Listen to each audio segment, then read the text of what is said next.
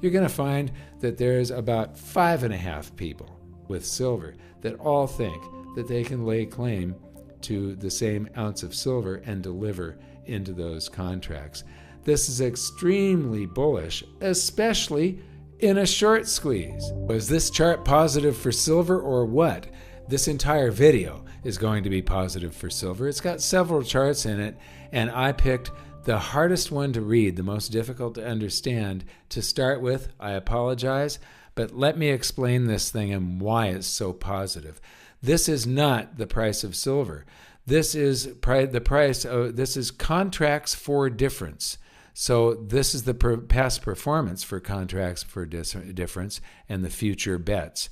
A contract for difference is basically a contract between you and your broker that starts on a certain date and ends on a certain date. Very often, it's only from the open to the close. It's one day. There is a carry cost to them. But some of them are bets out into the future. And the thing about this is all of these public betting rooms are sometimes extremely accurate on like predicting who the next president is going to be. Even when Gallup poll can't do it, these public betting rooms do it quite accurately. And this is the market's version of a public betting room, much more so than the regular market, which is much more manipulated. What you see here isn't the price of silver, but you see the percent change in the contracts for difference. And you can see the peak in 1980, the peak in 2011, and you can see where we are today. And what is interesting is all of the bets are to the upside, and it's pretty dramatic, and it's predicting here by 2026 maybe $75 silver or something like that. But the reason for this video isn't this chart. It is this series of charts that Nick Laird sent me just a little while ago. And what you see here, the green area is the open interest. This is the number of futures contracts that are on the CME, and each contract is 5,000 ounces of silver, and the blue is the silver price.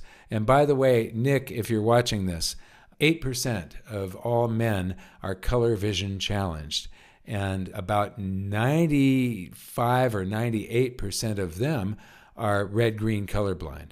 And so those cones in their eyes are either missing or do not operate. And that means that they're seeing a blue line on brown. They see blue and yellow very, very well, very clearly. Everything else is different shades of brown.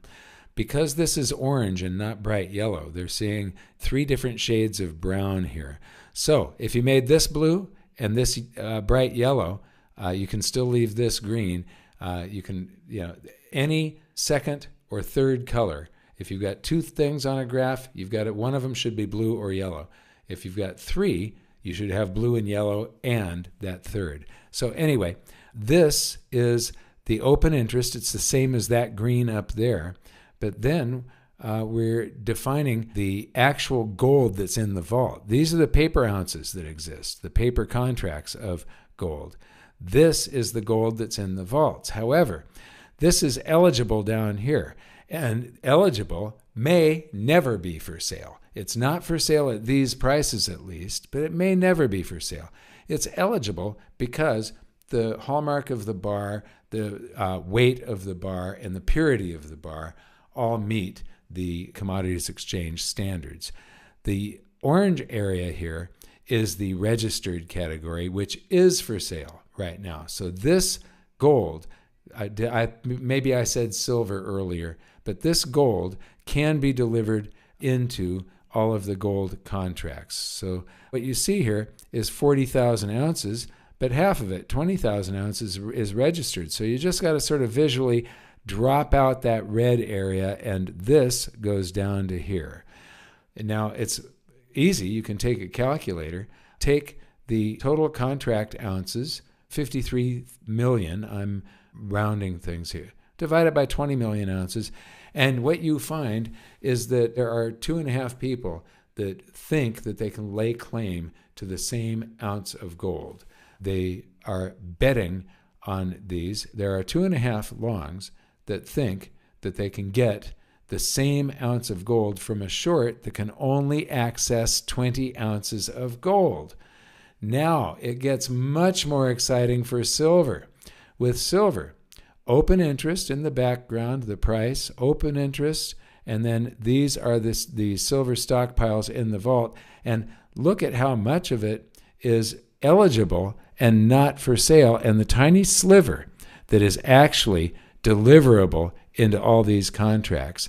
Now, if you take, I'm going to round, if you take 150 million ounces of silver, if you divide 832 million ounces of silver by 150 million ounces, you're going to find that there's about 5.5 people with silver that all think that they can lay claim to the same ounce of silver and deliver into those contracts. This is extremely bullish, especially in a short squeeze. And I showed one of these in a previous video from, I can't remember the name of the guy that posted that one, but this is TF Metals. I wonder if the nice people at Sprott would mind commenting on this 20x surge year to date in short sales volume on the PSLV, the Sprott Silver Fund. I would love to know how this impacts the net asset value of the fund, or whether or not they have concerns regarding the return of any silver that has been redeemed via this shorting.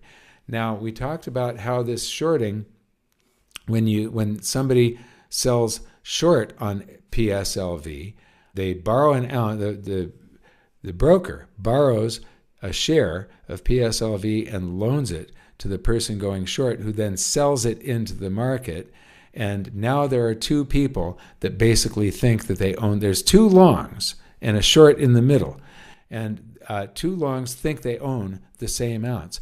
Well, in this case, somebody goes short. Those shares are in his account, and instead of selling it into the market, he takes delivery. And now you have a person that thinks that they own an ounce that isn't there, and you've got somebody that that owes them an ounce, but has actually taken delivery of a bar. So this is very, very important. But look at this explosion in shorts. And this is coming from all over, this explosion in shorts and the upward momentum of, so the bullion banks are heavily short. And the bullion banks, someday, you have to cover those shorts and you have to return the silver. So you got to go into the market and buy the silver to be able to return it. And that buying pressure causes the price to rise, causing more shorts to bleed, because your losses are absolutely unlimited on the upside. When you own something, it can only go to zero. If you go short on that same thing and the price doubles, you've experienced the same loss that you would have had if you were long and it went to zero. Now, if it triples or quadruples, you're experiencing 2 times the loss, 3 times the loss, 4 times the loss, as if you owned that thing and it went to zero. Literally, your potential losses are only limited by how high something can go. And in a short squeeze, it can really go high because the momentum of everybody rushing in, because the price is rising, and because the price is rising, the people that went short have to cover and stop the bleeding and add to the momentum.